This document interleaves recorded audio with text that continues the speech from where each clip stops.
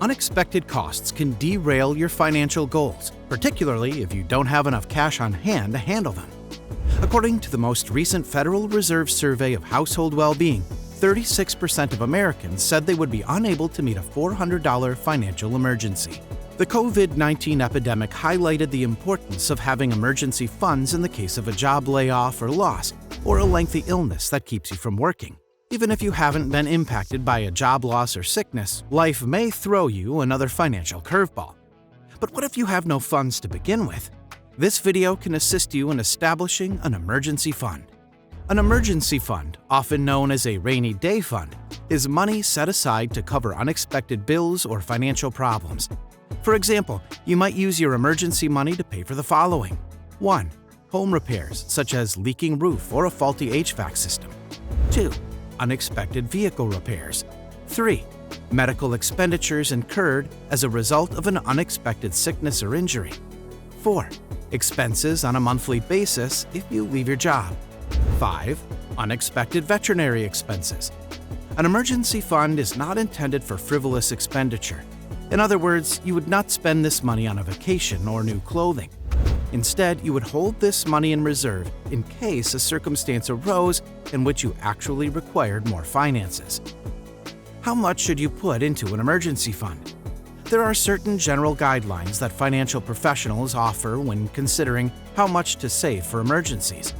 For example, you may have heard that it's fine to start with a little emergency fund, possibly starting with $1,000. This is sufficient to cover any small situations that may arise. You may gradually increase your savings to 3 to 6 months' worth of living expenses, or more, depending on your needs and ambitions.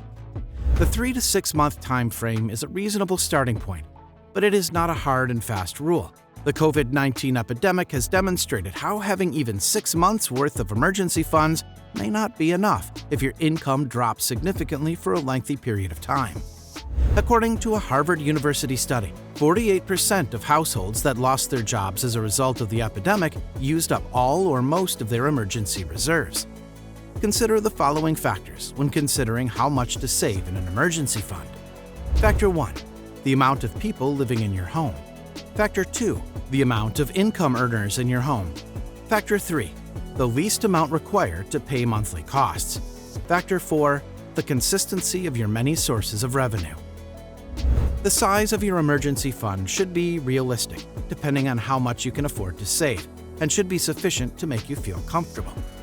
Instead of following the 3 to 6 months expenses approach, you may aim for 9 to 12 months. You might also save a fixed amount of money, such as $2,000 or $5,000, for each member of your home. Once you've decided on an amount to save for emergencies, you may go to the following stage: obtaining funds to save for emergencies. If you're ready to start saving for an emergency, you'll need to find the funds. The first step is to go beyond your budget.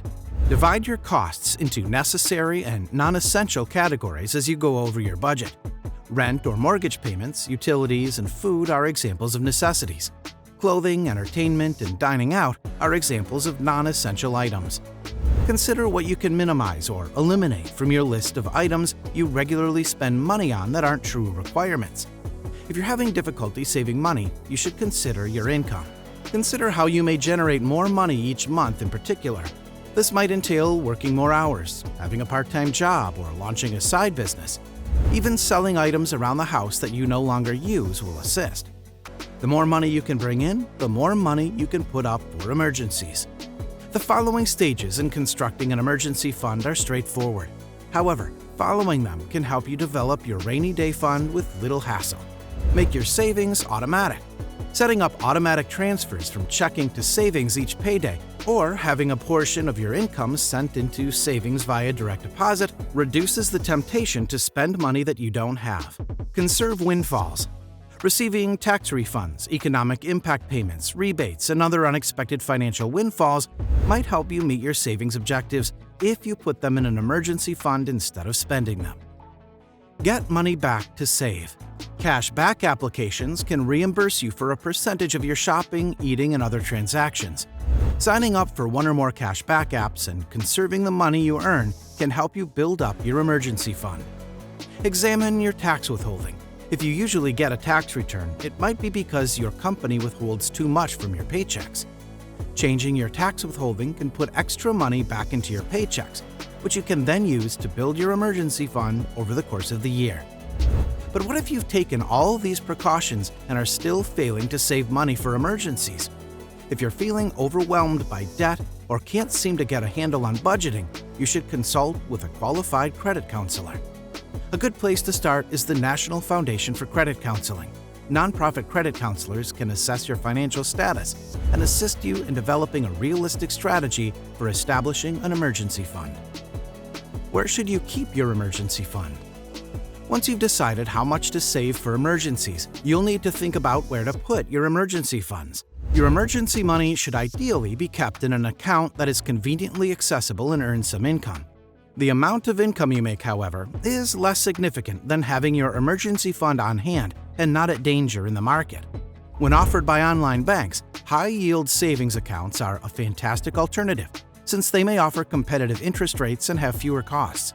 You may also link your high-yield savings account to your checking account to make moving cash between them easier. So what do you think about these ways to set up an emergency fund, even with a modest income? Please leave any thoughts or opinions down below in the comments section. They always generate an interesting dialogue. Until next time, thanks for watching.